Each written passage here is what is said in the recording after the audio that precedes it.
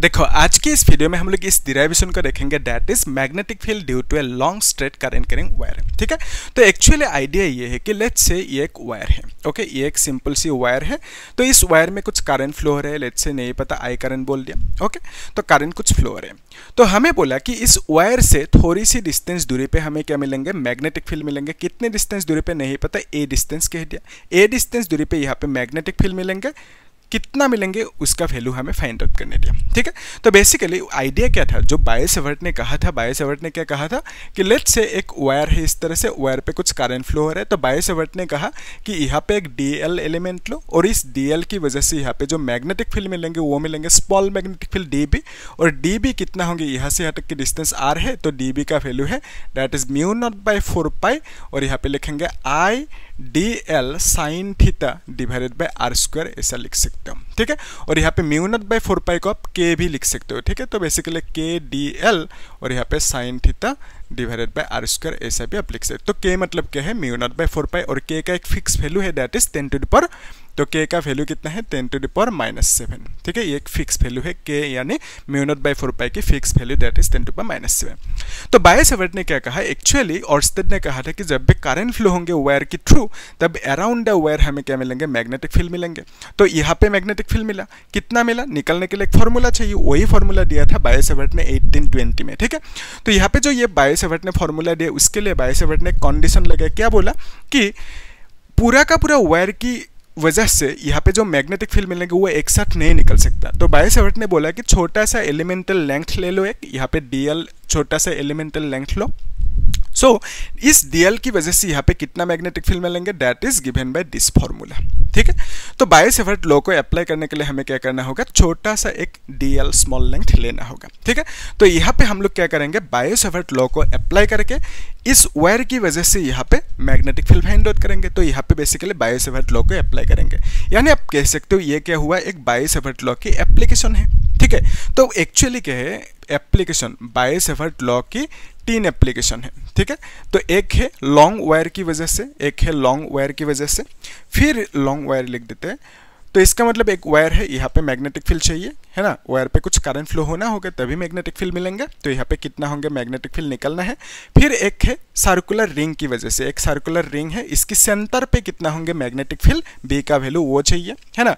और एक है दैट इज एक ये रिंग है, सर्कुलर रिंग है ये, तो यहाँ से ये है एक एक्सिस, इस एक्सिस पे एक पॉइंट लिया, इस पॉइंट पे कितना होंगे मैग्नेटिक फील्ड, वो निकलना है। ठीक है, तो आज के इस वीडियो में हम लोग ये देखेंगे लॉन्ग वायर की वजह से मैग्नेटिक फील्ड कितना मिलेंगे, उसे डिराइव करेंगे और ये पूछे जाते हैं बोर्ड एग्जाम में, है ना।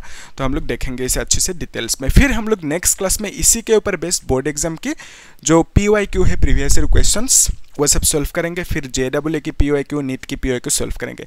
फिर उसके बाद हम लोग इसको देखेंगे, इसको डिराइव करेंगे, यहाँ पे भी वही करेंगे हम लोग, JEE बोर्ड की और नीट की PYQ सॉल्व करेंगे। ठीक है, टॉपिक वाइज वही कर रहे हैं हम लोग, है ना। तो आप लोग प्लेलिस्ट में चेक कर सकते हो, हर एक टॉपिक को हमने पहले समझा, उसके बाद बोर्ड की JEE और नीट की PYQ previous year question solve किया। ठीक है, वो काम की स्ट्रेटेजी आप लोग चेक करना। अभी देखो ये जो वायर है, इस वायर की वजह से यहाँ पे क्या मिलेंगे, मैग्नेटिक फील्ड मिलेंगे। तो मैग्नेटिक फील्ड निकालने के लिए हम लोग क्या यूज करेंगे, बायो-सेवर्ट लॉ। लेकिन बायो-सेवर्ट ने क्या कहा कि उनका लॉ अप्लाई करने के लिए हमें क्या करना होगा, एक डीएल लेंथ लेना होगा। ठीक है, तो यहाँ पे हम लोग एक काम करते हैं, एक डीएल छोटा सा लेंथ ले लेते हैं। ठीक है, तो यहाँ पे हम लोग एक डीएल लेंथ कंसीडर करते हैं। ठीक है, ये है एक छोटा सा डीएल लेंथ। तो ये जो डीएल लेंथ है, डीएल लेंथ की वजह से यहाँ पे मैग्नेटिक फील्ड मिलेंगे, है ना। तो कितना मिलेंगे उसको हम बोलेंगे डीबी, डीएल मतलब स्मॉल लेंथ। तो स्मॉल लेंथ की वजह से यहाँ पे जो मैग्नेटिक फील्ड मिलेंगे that is dB, small magnetic field.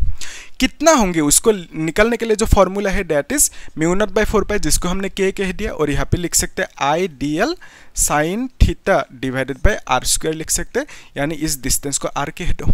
ठीक है, तो बेसिकली डीएल की वजह से वहाँ पे स्मॉल मैग्नेटिक फील्ड डीबी मिला, which is given by that formula. Okay, के मतलब के को अभी के ही रखते हैं, लास्ट में हम लोग के की वैल्यू μ0/4π बिठाएंगे, तब सही रहेंगे, है ना।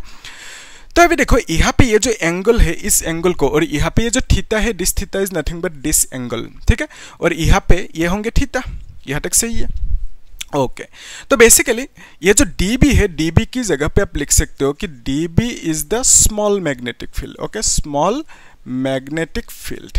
ओके, स्मॉल मैग्नेटिक फील्ड किसकी वजह से, due to small small length, okay, small length की वजह से व्हिच इज DL, ठीक है, DL की वजह से जो मैग्नेटिक फील्ड मिला that is DB, small magnetic field.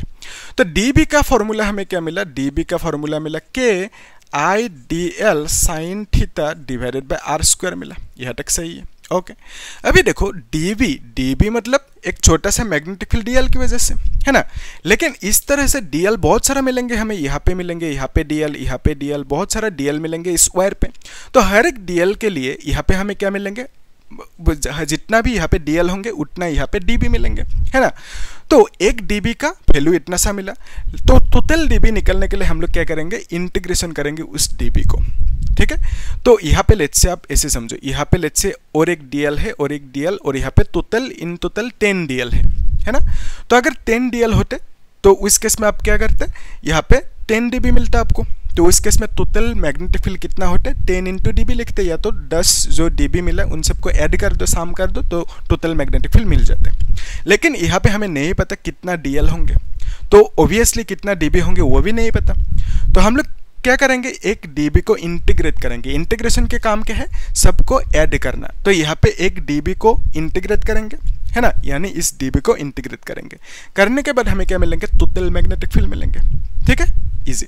तो बेसिकली मैं कह रहा हूँ इस DB को इंटीग्रेट करेंगे, लेकिन इंटीग्रेट करने के लिए इसको थोड़ा सा मॉडिफाई करना होगा, ठीक है। तो अभी हम लोग मॉडिफिकेशन कर लेते हैं, उसके बाद इंटीग्रेशन करेंगे, ठीक है।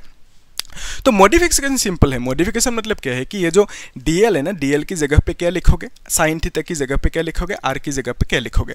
तो इसका मतलब DL sine theta and R की वैल्यू हमें चाहिए, ठीक है। तो यहाँ पे लिख के रखते हैं DL की वैल्यू चाहिए, फिर क्या चाहिए, साइन थीटा की वैल्यू चाहिए, और हमें चाहिए R की वैल्यू, ठीक है। अगर ये तीनों वैल्यू मिल जाए तो हम लोग उन तीनों वैल्यूज को यहाँ पे बिठाएंगे, उसके बाद इंटीग्रेशन करेंगे, डेरिवेशन खत्म, ठीक है, 2 स्टेप में, इजी। तो ध्यान से देखना, यहाँ पे आप एक काम कर सकते हो, लेट्स कंसीडर ये जो एंगल है इसको थीटा कह दिया, और यहाँ से यहाँ तक की जो लेंथ होंगे ना, इस लेंथ को L कह दिया, ठीक है। फिर ये जो एंगल है इसको हमें नहीं पता, फाई कह देते हैं, ठीक है, ये एंगल है फाई, ठीक है, और इसको थीटा कह दिया, L लेंथ है, इतना सा इजी।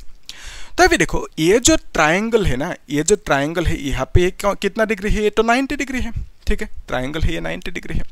तो अगर हम यहाँ पे लिखे कि 90 प्लस 5 प्लस थीटा, ठीक है, ये जो ट्राइंगल है ना, इसमें अगर थीटा प्लस 5 प्लस 90 लिखे, तो मैं कह रहा हूँ थीटा प्लस 5 प्लस 90 लिखो, सो ये कितना होंगे, that will be equal to 180। क्यों होंगे, sum of all the angles of a triangle, आपको मालूम है तीनों एंगल के समेशन टोटल 90 होंगे।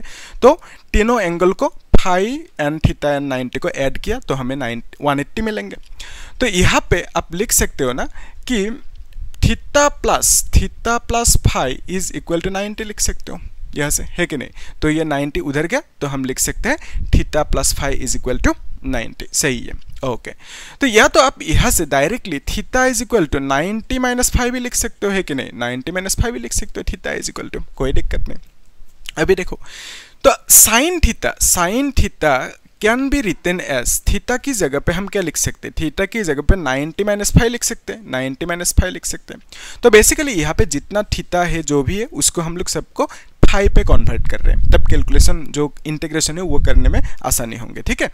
तो यहाँ पे साइन थीटा की जगह पे क्या लिख दिया, थीटा की जगह पे ये जो मिला 90 माइनस 5 वो लिख दिया। अभी एक रूल है, रूल क्या है कि साइन एक्चुअली ऐसे समझो, ये आपको मालूम है कार्टेशियन कोऑर्डिनेट है ना। तो अगर यहाँ पे देखो साइन 90 माइनस थीटा होते थे सपोज, ओके, या तो 5 कह दो, जो भी कहना है, ओके, साइन 90 माइनस 5 है। तो जब भी ऐसा 90 देखोगे आप क्या करोगे, इस साइन को कॉस कर दोगे, ओके, कॉस 5 लिख दो, ओके। तो अगर यहाँ पे cos 90 माइनस 5 होते तो उस केस में उस cos को आप साइन कर देते, ठीक है। मैं कह रहा हूँ अगर cos 90 माइनस 5 होते तो उस केस में आप cos को साइन कर देते, उल्टा कर देते, तो 90 देखते ही उल्टा कर देना, ठीक है। तो यहाँ पे साइन 90 माइनस 5 है, तो यहाँ पे साइन को हमने cos कर दिया, क्यों, क्योंकि यहाँ पे 90 देखा हमने। तो नेक्स्ट पॉइंट इज यहाँ पे प्लस होंगे या माइनस होंगे, है ना। तो प्लस माइनस कैसे डिसाइड करोगे, तो यहाँ पे देखो ये है 0 डिग्री, ये 90 डिग्री है ना, और ये 180 डिग्री, आपको मालूम है this is 270 and this is 360। तो 90 माइनस 5 अगर माइनस ना होके सपोज प्लस होते, ठीक है, अभी हम लोग देखने जा रहे हैं माइनस होंगे या प्लस होंगे इसके आगे। तो अगर प्लस होते तो इस केस में आप क्या करते, ये हुआ 90 प्लस 5 मतलब कुछ डिग्री एंगल 30 डिग्री या 40 डिग्री मान लो, ऐसे कुछ कंसीडर कर लो, 5 है। तो ये 90 हुआ प्लस 5, तो इस क्वाड्रेंट में फॉल करेंगे ना साइन 90 प्लस 5। लेकिन यहाँ पे हमें बोला गया साइन 90 माइनस 5, है ना, तो 90 ये हुआ, माइनस मतलब बैक आना पड़ेगा, तो यहाँ पे फॉल करेंगे ये जो है ना साइन 90 माइनस 5 ये फॉल करेंगे फर्स्ट क्वाड्रेंट पे। और हमें मालूम है कि फर्स्ट क्वाड्रेंट पे all are positive ASTC rule है ना, और यहाँ पे TC, तो all are positive first quadrant पे, सेकंड पे sine and cos sec positive, third पे tan and cot positive, and fourth पे कॉस एंड सेक पॉजिटिव, ठीक है। तो यहाँ पे देखो आप देख सकते हो साइन 90 माइनस 5, साइन 90 माइनस 5 इस क्वाड्रेंट पे फॉल कर रहे हैं, और इसमें साइन क्या होंगे, पॉजिटिव होंगे, ऑल आर पॉजिटिव, ऑल मतलब साइन कॉस जितना भी 6 रेशियो है सब कुछ यहाँ पे पॉजिटिव होंगे, यानी यहाँ पे आपको लिखना होगा पॉजिटिव, ठीक है, इजी है, ओके। तो बेसिकली साइन 90 माइनस 5 की जगह पे आप क्या लिख सकते हो, कॉस 5, ओके। तो यहाँ पे हम लोग कॉस 5 लिख सकते हैं। तो हमें क्या मिला, sine theta is equal to cos 5 मिला, तो यहाँ पे लिख के रखते हैं। तो sine theta is equal to we can write cos 5, सही है यहाँ तक, इजी। तो अभी नेक्स्ट स्टेप में अगर हम उसी ट्राइंगल पे, वो जो ट्राइंगल है ना उसी में अगर टेन थीटा लें, ठीक है, तो ये जो ट्राइंगल है इसी में अगर हम टेन थीटा अप्लाई करें, ओके, टेन थीटा, तो आपका मालूम है टेन थीटा नहीं 5 अप्लाई करते तब सही रहेंगे, टेन 5 लिख देते हैं, ओके, टेन 5। तो ये जो ट्राइंगल है इसमें हमने टेन 5 लगे, टेन 5 मतलब क्या होंगे, जो आपको मालूम है कि sign theta is perpendicular by hypotenuse, cos theta is base by hypotenuse, and ten is perpendicular by base, okay. तो टेन थीटा मतलब क्या लिखोगे, परपेंडिकुलर बाय बेस। तो यहाँ पे अगर ये 5 है, ये है ना 5, ओके, टेन 5 मतलब ये 5 है, तो इस एंगल के लिए थीटा, ये जो एंगल है इस एंगल के लिए परपेंडिकुलर कौन सी होंगे, ऑब्वियसली ऑलवेज याद रखना, लेट्स से एक ट्राइंगल, यहाँ पे बहुत के कन्फ्यूजन होते हैं, ये 90 है ना, इस थीटा को हमने कंसीडर किया, तो परपेंडिकुलर कौन सी होंगी, ये होंगे ऑब्वियसली। कैसे डिसाइड करोगे, थीटा की जो ऑपोजिट में होते हैं ना, थीटा की जो ऑपोजिट में होते हैं उसको हम बोलेंगे परपेंडिकुलर, ठीक है। तो यहाँ पे ये जो थीटा है, थीटा मतलब एंगल, इसमें 5 कहा हमने, तो इस 5 की, इस एंगल की ऑपोजिट कौन है, ये है, तो इसको हमें कंसीडर करना होगा, ठीक है। तो बेसिकली परपेंडिकुलर कौन से होंगे कि एंगल की ऑपोजिट में जो है, और यहाँ पे हमने 5 कंसीडर किया, तो 5 के ऑपोजिट में क्या है, L है ना, ये है, ये होंगे परपेंडिकुलर। फिर बेस कौन सी होंगे, ये होंगे बेस, ठीक है, तो यहाँ पे हमने A लिख दिया बेस। हाइपोटेनस कौन सी होंगे, R होंगे हाइपोटेनस, सही है।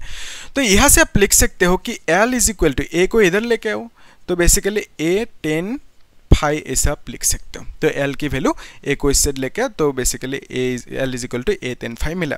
लेकिन हमें चाहिए कि DL चाहिए, है ना, तो यहाँ पे DL है, DL को रिप्लेस करना है, तो उसके लिए आप क्या करोगे, बोथ साइड इसे डिफरेंशिएट करो, यानी DL को D5 से डिफरेंशिएट करो, तो इधर भी करना होगा D5 से डिफरेंशिएट, है ना। तो यहाँ पे क्या लिखोगे, 10 5 लिखोगे, ये 5 है, ठीक है, तो यहाँ पे आप क्या लिखोगे, 10 5 लिखोगे, तो A है साथ में, ओके। तो हमने क्या किया, A 10 5 को D5 से DD5 से डिफरेंशिएट किया, बोथ साइड DD5 से डिफरेंशिएट किया।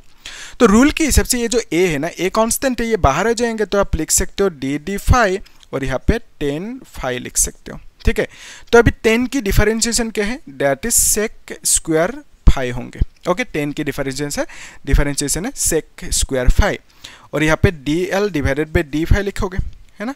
तो यहाँ पे DL can be written as, D5 को इस साइड लेके जाते हैं, ठीक है, सेक स्क्वायर 5, और यहाँ पे क्या लिखेंगे, D5 लिखेंगे। तो बेसिकली हमें DL का वैल्यू भी मिल गया, कितना, that is this much, okay. तो यहाँ पे आप लिख सकते हो DL की जगह पे क्या लिखोगे, A सेक स्क्वायर 5, फिर यहाँ पे D5 लिख देना, ठीक है। तो DL मिला। अभी हमें लास्ट क्या चाहिए, R चाहिए, है ना, तो उसके बाद वैल्यूज बिठाएंगे, फिर इंटीग्रेट करेंगे, काम खत्म। तो अभी देखो जो R है, R को कैसे फाइंड आउट करोगे, तो R के लिए आप एक काम करो, यहाँ पे अगर हम साइन थीटा अप्लाई करें, ओके, साइन थीटा मतलब क्या होंगे, perpendicular by base, cos 5 apply करते हैं तब सही रहेंगे, ठीक है। तो अगर हम इसी ट्राइंगल पे, ठीक है, इसी ट्राइंगल पे अगर हम कॉस 5 अप्लाई करें, ठीक है, मैं कह रहा हूँ वो जो ट्राइंगल है ना उस पर कॉस 5 अप्लाई करो, ये 5 है, तो इस केस में आप क्या लिखोगे, कॉस मतलब that is base by hypotenuse, है ना। तो बेस की वैल्यू कितना होंगे, अगर ये 5 एंगल है तो उस केस में बेस A होंगे, तो बेस इज A, हाइपोटेनस कितना होंगे, R होंगे, तो R लिख देना, ओके। तो हाइपोटेनस की जगह पे R लिख दिया, इजी। तो फिर यहाँ से आप लिख सकते हो कि R को इस साइड लेके आते हैं ना, या तो एक काम कर सकते हो, R is equal to A by cos 5 लिख सकते हो, है ना। तो R is equal to A divided by cos 5 आराम से लिख सकते हो, इजी। तो क्रॉस मल्टीप्लाई किया। तो अभी देखो आपको ये भी मालूम है कि 1 by cos is equal to sec, ये तो मालूम है आपको, है ना, या तो 1/sec is equal to cos. तो यहाँ पे 1/cos है, यानी यहाँ पे सेक लिख सकते हैं, ए सेक फाई लिख सकते हैं। तो आर की वैल्यू हमें कितना मिला, ए सेक फाई। तो यहाँ पे लिख के रखते हैं आर की वैल्यू ए सेक फाई, ठीक है, इजी। तो अभी ध्यान से देखना, यहाँ पे आर स्क्वायर है, तो यहाँ पे अगर स्क्वायर लगाओगे तो क्या होंगे, ए के ऊपर भी स्क्वायर होंगे और सेक के ऊपर भी स्क्वायर लगाना होगा, ठीक है, दोनों के ऊपर स्क्वायर लगाना होगा। तो बेसिकली यहाँ से आप लिख सकते हो कि D B is equal to K I D L. D L मतलब क्या लिखोगे, डी एल मतलब A sec square phi D phi लिखोगे। फिर यहाँ पे साइन फाई की जगह, साइन थीटा है ना, ये साइन थीटा की जगह पे कॉस फाई लिखोगे, ठीक है। तो यहाँ पे कॉस फाई लिखो, तो जितना भी क्वांटिटीज था सबको हमने कॉस पे फाई पे कन्वर्ट किया, ठीक है, तब कैलकुलेशन जो इंटीग्रेशन है वो करने में आसानी होंगे। फिर यहाँ पे आर है, आर की जगह पे, आर यानी आर स्क्वायर की जगह पे क्या लिखोगे, ए स्क्वायर फिर सेक स्क्वायर फाई लिखोगे। तो ये सेक स्क्वायर फाई दो है, ये दोनों कैंसिल आउट होंगे एक दूसरे से, है ना। तो यहाँ पे ये जो है ना सेक स्क्वायर फाई और ये सेक स्क्वायर फाई ये भी कैंसिल आउट होंगे। तो फिर ए एक कैंसिल आउट होंगे, तो हम लिख सकते के आई, फिर यहाँ पे कॉस फाई है ना, कॉस फाई है, डी फाई को लास्ट में लिख दो, फिर यहाँ पे नीचे एक ए रह जाएंगे, ठीक है, एक ए कैंसिल आउट होंगे, नीचे एक ए रहेंगे और फिर बाकी कॉस फाई डी फाई। तो हमें क्या मिला, डी बी का वैल्यू इतना सा मिला। अभी हमें क्या चाहिए, टोटल मैग्नेटिक फील्ड चाहिए। तो टोटल मैग्नेटिक फील्ड को हम लोग बी कह देते हैं। तो बी को कैसे फाइंड आउट करेंगे, total magnetic field B will be equal to, actually यहाँ पे हमें क्या मिला, डी बी मिला। डी बी मतलब इतना सा। तो डी बी किसके लिए मिला, डी एल की वजह से यहाँ पे डी बी मिला, उसका वैल्यू इतना सा मिला। ठीक उसी तरह से बहुत सारा डी एल होंगे, तो सबके लिए एक एक डी बी मिलेंगे, है ना। तो कितना मिलेंगे नहीं पता, बिकॉज ऑफ दैट हम लोग क्या कर सकते हैं, इस डी बी को इंटीग्रेट कर सकते हैं। तो डी बी को इंटीग्रेट करने पर टोटल मैग्नेटिक फील्ड जो होंगे, टोटल मैग्नेटिक फील्ड यानी पूरा का पूरा वायर की वजह से यहाँ पे मैग्नेटिक फील्ड मिलेंगे, दैट इज बी। और बी को हम लोग कह सकते हैं टोटल मैग्नेटिक फील्ड, और that is equal to integration of d B. सही है यहाँ तक। तो फिर यहाँ पे इंटीग्रेशन लिखो, और जो डी बी की वैल्यू मिला दैट इज के आई, और यहाँ पे कॉस फाई, फिर यहाँ पे डी फाई, फिर यहाँ पे नीचे लिखेंगे ए। अभी देखो रूल के हिसाब से जो कांस्टेंट है इंटीग्रेशन से बाहर आएंगे। तो कांस्टेंट कौन कौन है, के इज ए कांस्टेंट, क्यों, क्योंकि के का एक फिक्स वैल्यू है दैट इज 10⁻⁷ है ना। तो ये कांस्टेंट है। करंट कितना फ्लो रहा है, जितना हो रहा है उतना ही हो रहा है, तो बेसिकली उसको चेंज नहीं किया करंट को, तो करंट इज कांस्टेंट। ए मतलब वो जो डिस्टेंस है, ए तो चेंज नहीं हुआ, ए इज ए कांस्टेंट, ठीक है, उतना ही रहेंगे, ए डिस्टेंस कांस्टेंट है, फिक्स है। तो यहाँ पे हम इंटीग्रेट कर सकते हैं कॉस फाई, ठीक है, और यहाँ पे डी फाई को इंटीग्रेट कर सकते हैं। तो अभी इंटीग्रेशन कहाँ से कहाँ तक करोगे, that is a question. Okay, तो क्वेश्चन क्या है, इंटीग्रेशन आप जो करोगे पूरा का पूरा वायर में करोगे, तभी तो पूरा का पूरा वायर की वजह से मैग्नेटिक फील्ड मिलेंगे। तो इंटीग्रेशन आप कहाँ से कहाँ तक करोगे, यहाँ से यहाँ तक करोगे, है ना। तो उसको आप यहाँ पे लिखोगे कैसे, तो उसको लिखने के लिए जो टेक्निक है इसको मिटाना होगा, तो आप लोग इसे नोट करके रखो, ठीक है। तो ये तो लिख लिया ऊपर, है ना, ये सब ऊपर है, तो इसको आप लोग नोट करके रखो, ठीक है। सो अभी हम क्या करने जा रहे हैं, जो इंटीग्रेशन है, इंटीग्रेशन की लिमिट कहाँ से कहाँ तक इंटीग्रेट करोगे वो देखने जा रहे हैं, ठीक है। तो उसके लिए आप ऐसे सिंपल रखो, तो यहाँ पे लिख के रखते हैं कि b का वैल्यू मिला ना, b is equal to K I divided by a integration, फिर हमें मिला कॉस फाई डी फाई मिला। ओके, इतना सा है। तो अभी इंटीग्रेशन के जो लिमिट है वो क्या लिखोगे, उसके लिए देखो अब क्या करना, इंटीग्रेशन ऑब्वियसली पूरा का पूरा वायर में करना होगा, यहाँ से यहाँ तक। तो उसके लिए आप टेक्निक लगाओगे, यहाँ पे एक लाइन खींचो ऐसे, ठीक है, ऐसे इमेजिन करो लाइन। तो फिर अगर मैंने सपोज इस एंगल को कंसीडर किया, ये जो एंगल है ना ग्रीन कलर की, ये जो एंगल है इसको मैंने सपोज φ1 कह दिया, ठीक है, ये φ1 एंगल है। तो φ1 मतलब क्या समझोगे, φ1 मतलब यहाँ से यहाँ तक, यानी यहाँ से यहाँ तक बोल सकते हो कि नहीं। तो जब हम φ1 लिखेंगे तब हम इस वायर की ये जो हिस्सा है, इस हिस्से को हमने कवर कर लिया। तो φ1 मतलब यहाँ से यहाँ तक वायर कंप्लीट हो गया।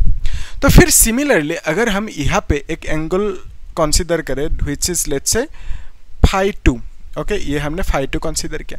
तो φ2 मतलब कितना हुआ, φ2 मतलब यहाँ से यहाँ तक हो गया, है ना। तो बेसिकली जब हम बोलेंगे φ1 से φ2 तो उसका मीनिंग ये होंगे ना कि यहाँ से यहाँ तक। तो φ1 से φ2 तक इंटीग्रेट करेंगे, यानी आप बोल सकते हो कि यहाँ से यहाँ तक हम लोग इंटीग्रेट करेंगे। तो हम जब φ1 टू φ2 कंसीडर करेंगे, यहाँ से यहाँ तक कंसीडर करेंगे, तो इसका मीनिंग ये होंगे कि पूरा का पूरा वायर को हमने कवर कर लिया, ठीक है। और वही चाहिए हमें, क्योंकि पूरा मैग्नेटिक फील्ड बी जो मिलेंगे पूरा का पूरा वायर की वजह से मिलेंगे, तो बेसिकली यहाँ पे पूरा का पूरा वायर कवर करना होगा, ठीक है। तो phi 1 से phi 2 जब इंटीग्रेट करेंगे तो यहाँ से यहाँ तक वायर यहाँ पे कवर्ड हो जाएंगे। तो यहाँ पे हम लिख सकते हैं इंटीग्रेशन phi 1 और यहाँ पे phi 2, ठीक है।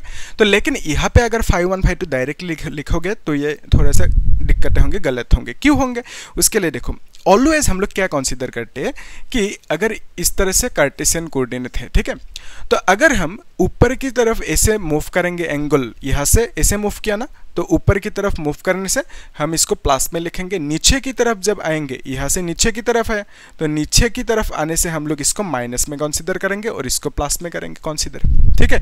तो बेसिकली यहाँ पे आपको माइनस लगाना होगा और यहाँ पे आपको प्लस लगाना होगा, ठीक है। तो phi 1 नीचे है तो माइनस लगा दिया, और ऊपर है तो यहाँ पे ऊपर जाने से प्लस, नीचे आने से माइनस, ठीक है। एंगल के हिसाब से ऐसे लिखना होगा आपको। अभी देखो ये जो है ना इंटीग्रेशन, cos phi को इंटीग्रेट करना है, के आई है और यहाँ पे a है, तो cos phi की इंटीग्रेशन क्या होंगे, sin phi है, ठीक है। और sin phi की इंटीग्रेशन क्या है, that is minus cos phi, cos की इंटीग्रेशन ओनली sin phi। और यहाँ पे एक ब्रैकेट लगाओगे और यहाँ पे नीचे क्या लिखोगे, phi 1 और यहाँ पे प्लस phi 2 यानी phi 2 लिख दो, ठीक है, सही है। तो अभी देखो रूल के हिसाब से इस phi को रिप्लेस करना होगा विथ phi 2, फिर यहाँ पे एक माइनस लगाना होगा, फिर क्या करना होगा, इस phi को माइनस phi 1 से रिप्लेस करना होगा।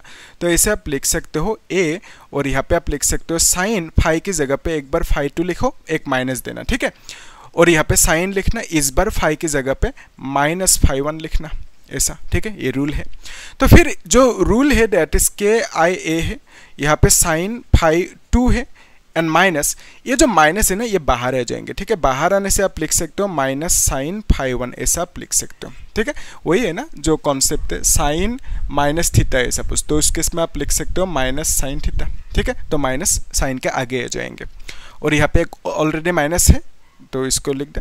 तो अभी ये दोनों माइनस मिलके क्या होंगे, प्लस होंगे, तो बेसिकली के आई और यहाँ पे आपको मिलेंगे sine phi 2 plus sine phi 1 मिलेंगे, ठीक है, इतना सा है। तो अभी इसको आप कभी कभी बुक में ऐसा भी मिलते हैं, मतलब इसको phi 1 इसको phi 2 कह देते हैं, कोई दिक्कत नहीं, क्योंकि प्लस है बीच में है ना, तो आप डायरेक्टली ऐसा भी लिख सकते हो phi 1 प्लस phi 2, ओके, बीच में प्लस है। तो बेसिकली जो मैग्नेटिक फील्ड निकलना था, डिराइव करना था, यही डिराइवेशन पूछेंगे आपको बोर्ड एग्जाम में, यहाँ तक कर दो आपको मार्क्स मिल जाएंगे, ठीक है। तो कितना होंगे इस वायर की वजह से, इस वायर की वजह से इस पॉइंट पे मैग्नेटिक फील्ड कितनी दूरी पे, a डिस्टेंस दूरी पे, इस वायर से a डिस्टेंस दूरी पे मैग्नेटिक फील्ड कितना होंगे, उसको निकालने के लिए total magnetic field, that is this is the formula, ठीक है। ये डिराइवेशन पूछे जाते हैं बोर्ड एग्जाम में। लेकिन यहाँ पे हम लोग एक छोटा सा कंडीशन और देखते हैं, है ना, थोड़ा सा एक्सटेंशन, ताकि मतलब आपको न्यूमेरिकल में मदद आए, ठीक है। तो न्यूमेरिकल करने में वो चाहिए होंगे, तो इसको हम मिटा दे अभी, है ना, तो आप लोग इसे नोट करके रखना। तो जो कंडीशन है कि ये जो वायर है, वायर अभी कुछ लेंथ है इसका, यहाँ से हटक कुछ लेंथ है, अगर हम वायर को इनफाइनेटली लॉन्ग करते हैं, ठीक है, यानी मैं कह रहा हूँ लेट्स से ऐसे समझो, ये जो एक वायर है ना, ये वायर ऐसे है, ठीक है। तो यहाँ पे ये जो पॉइंट है यहाँ पे, अगर मैंने पॉइंट को एकदम पास लेके गया, ठीक है, या तो आप कह सकते हो वायर को बहुत ज़्यादा लंबा कर दिया, तो बहुत ज़्यादा लंबा करने से ऐसा फील होंगे ना कि ये जो पॉइंट है, पॉइंट एकदम पास ही है, ऐसा फील होंगे बहुत ज़्यादा लंबा करने से वायर को। या तो ऐसे समझो पॉइंट अभी इधर है, ठीक है, तो उस केस में ये जो डिस्टेंस है a है, तो अभी इस केस में जो phi 1 है, phi 1 कौन सी है और phi 2 कौन सी, ये है phi 1, तो phi 1 की वैल्यू लेट्स से कुछ मान लेते हैं 50, और यहाँ पे phi 2 की वैल्यू कितना मान लेते हैं 40, अभी ऐसे कंसीडर करते हैं हम लोग समझने के लिए कॉन्सेप्ट को, ठीक है। तो बेसिकली जब इस केस में phi 1 की एंगल कुछ है और phi 2 की कुछ एंगल है, अगर मैंने इस पॉइंट को लेट्स से बहुत दूर लेके गया, बहुत दूर मतलब इधर लेके आया, ठीक है, इधर लेके आया इस पॉइंट को, तो उस केस में phi 1 की वैल्यू एंड phi 2 की वैल्यू कितना होंगे, तो ये होंगे phi 1 और ये phi 2 होंगे। तो क्या आपको लग रहा है यहाँ पे इंक्रीज हो रहे हैं, आंसर इज डिक्रीज हो रहे हैं, ठीक है। तो यहाँ पे ये है 40 डिग्री है ना, तो ये 40 डिग्री है, जब पॉइंट दूर गया तो इस केस में ये जो एंगल है, ये एंगल कम होते जाएंगे, है ना, और दूर जाओगे तो और कम होंगे एंगल, ठीक है, और कम होंगे एंगल, ये एंगल और छोटा होते जाएंगे, ठीक है। तो बेसिकली यहाँ पे 40 डिग्री था, यहाँ पे कितना होंगे लेट्स से 10 डिग्री, यहाँ पे 50 डिग्री था, यहाँ पे लेट्स से कुछ 15 डिग्री बोल देते हैं, ठीक है। तो बेसिकली जितना दूर जाएंगे ये पॉइंट, उतना ही एंगल कम होते जाएंगे, तो जितना पास आएंगे तो एंगल इंक्रीज होते जाएंगे। यानी कह रहा हूँ मैं कि ये पॉइंट यहाँ पे है ना, तो यहाँ पे 40 एंड 50 है। जब और पास आएंगे तो उस केस में एंगल क्या होंगे, ऑब्वियसली इंक्रीज होंगे। ये जो एंगल है पहले 40 था, यहाँ पे अभी क्या होंगे, ज़्यादा होंगे, यानी 60 70 कुछ मान लो। तो यहाँ पे अभी 50 था, है ना, अभी यहाँ पे कितना होंगे, दैट इज लेट्स से 80 मान लिया, ज़्यादा होंगे, इंक्रीज होंगे जितना पास आओगे। तो बेसिकली जब ऐसा सिचुएशन होंगे, वायर को बहुत ज़्यादा लंबा कर दिया और ये जो ए डिस्टेंस है, ए डिस्टेंस को बहुत ज़्यादा कम कर दिया, है ना। तो उस केस में ये जो पॉइंट है, ये पॉइंट एकदम क्लोज टू वायर होंगे, वायर के एकदम क्लोज होंगे। तो उस केस में जो φ1 एंड φ2 की वैल्यू होंगे वो कितना होंगे, तो ये है φ1 और ये है φ2। तो आपको क्या लग रहा है कितना होंगे, तो आप ऐसा भी कह सकते हैं लगभग 90 होंगे, ठीक है। तो ये जो एंगल है एकदम अगर बहुत पास आ जाएंगे ये पॉइंट, तो इस केस में ये जो एंगल है ये लगभग 90 डिग्री होंगे, और ये जो एंगल है ये भी 90 डिग्री होंगे लगभग। कब होंगे ये, जब ये पॉइंट बहुत ज़्यादा पास आएंगे, ठीक है। जो पॉइंट जब पास आएंगे तो एंगल इंक्रीज हो रहे हैं, तो बहुत ज़्यादा पास आ गए तो एंगल इंक्रीज होकर 90 हो गया, ऐसा आप बोल सकते हो, ठीक है। तो आप ऐसा कंडीशन लिख सकते हो ना कि व्हेन द, आप लिख सकते हो यहाँ पे when the wire is infinitely long, और ऐसा भी कह सकते हो, और द पॉइंट मतलब ये जो पॉइंट, ठीक है, ये पॉइंट, और the point is very close, okay, close to the wire, ठीक है, वायर। ऐसा आप कंडीशन लिख सकते हैं, एक कंडीशन ले रहे हैं हम लोग, ठीक है। ये हमने स्पेशल कंडीशन बोल सकते हैं, स्पेशल कंडीशन लिया कि जब वायर इन्फिनिटली लॉन्ग होंगे, और आप बोल सकते हो कि point very close to wire होंगे, तो उस केस में आप कह सकते हो कि φ1 इक्वल टू φ2 इक्वल टू 90 कह सकते हो, दोनों 90 हो जाएंगे, लगभग 90, ठीक है। तो यानी इस स्पेशल केस में आप इस फॉर्मूला को लिख सकते हो, रीराइट कर सकते हो। कैसे लिखोगे, b इज इक्वल टू आप लिख सकते हो KIA, फिर यहाँ पे क्या लिख सकते हो, साइन φ1 की वैल्यू 90 और यहाँ पे प्लस है, साइन φ2 के वैल्यू भी 90 होंगे, है ना। तो 90 साइन 90 का वैल्यू कितना 1 है, साइन 90 का वैल्यू 1, तो दोनों प्लस होके 2 हो जाएंगे ना। तो बेसिकली आप लिख सकते हो KIA और यहाँ पे 2 लिख देना, ठीक है, इंटू 2 को आगे लिख देते हैं तब सही रहेंगे। तो साइन 90 का वैल्यू कितना है 1 है, तो 1 + 1 तो बेसिकली 2 होंगे ना। तो 2 KIA ये है फॉर्मूला मैग्नेटिक फील्ड का B का, ठीक है। कब हुआ ये फॉर्मूला, जब हमने स्पेशल कंडीशन लिया φ1 एंड φ2 की वैल्यू 90 कंसीडर किया, तो उस केस में मैग्नेटिक फील्ड का फॉर्मूला ये मिला। और यहाँ पे K का वैल्यू भी बिठा सकते हो, है ना, 2 × K मतलब क्या है, μ0/4π, ओके, μ0/4π, और यहाँ पे I है और यहाँ पे नीचे एक A लिखना होगा, ठीक है। तो ऐसा भी आप लिख सकते हो कि K की जगह पे μ0/4π लिखा और यहाँ पे I/A लिख दिया, सही है। तो ऐसे भी आप लिख सकते हो। और कभी कभी आपको ऐसा बुक में मिल सकता है, मतलब 2 से इस 4 को कैंसिल आउट करके ऐसा लिखते हैं, 2 को कैंसिल आउट करके μ0I / 2πA भी लिखा जाता है, ठीक है। ऐसा भी आपको लिखा मिल सकता है, लेकिन आप लोग इसे यूज़ करना, ठीक है, इसे रखना। क्यों, क्योंकि ये जो μ0/4π है ना, इसका एक स्पेशल वैल्यू है। μ0/4π मतलब कितना है, 10⁻⁻7। तो न्यूमेरिकल में मदद मिलेंगे आपको कि इसका वैल्यू डायरेक्टली 10⁻⁻7 लिख सकते हो। तो अदरवाइज इसको यूज़ करेंगे तो यहाँ पे क्या होंगे, μ0/4π नहीं है, तो बेसिकली वहाँ पे 10⁻⁷ डायरेक्टली नहीं लिख सकते, ठीक है। तो आसान रखो चीज़ों को, इसको अगर यूज़ करोगे तो यहाँ पे डायरेक्टली न्यूमेरिकल वैल्यू 10⁻⁷ आप यूज़ कर सकते हो, ठीक है। तो बेसिकली यही डेरिवेशन था और ये स्पेशल केस था और बाकी कुछ नहीं है, इतना तक किया, ठीक है। तो आप लोग यहाँ तक चेक कर लो, कुछ डाउट है तो पूछना मुझे कमेंट सेक्शन में, आई विल रिप्लाई। और क्या करेंगे हम लोग नेक्स्ट क्लास में इसी टॉपिक के ऊपर बेस्ड JEE की कुछ क्वेश्चन, बोर्ड की या नीट की क्वेश्चंस PYQ सॉल्व करेंगे, PYQ questions, previous year question solve करेंगे, ठीक है। नेक्स्ट क्लास में टॉपिक वाइज वही कर रहे हैं हम लोग, पहले टॉपिक को समझ रहे हैं, उसके बाद टॉपिक वाइज क्वेश्चन सॉल्व कर रहे हैं JEE नीट एंड बोर्ड की PYQ, ठीक है। तो आप लोग क्या करना, चैनल को सब्सक्राइब करना, लाइक करना और शेयर करना, और कुछ डाउट है तो पूछना, ठीक है। Thank you.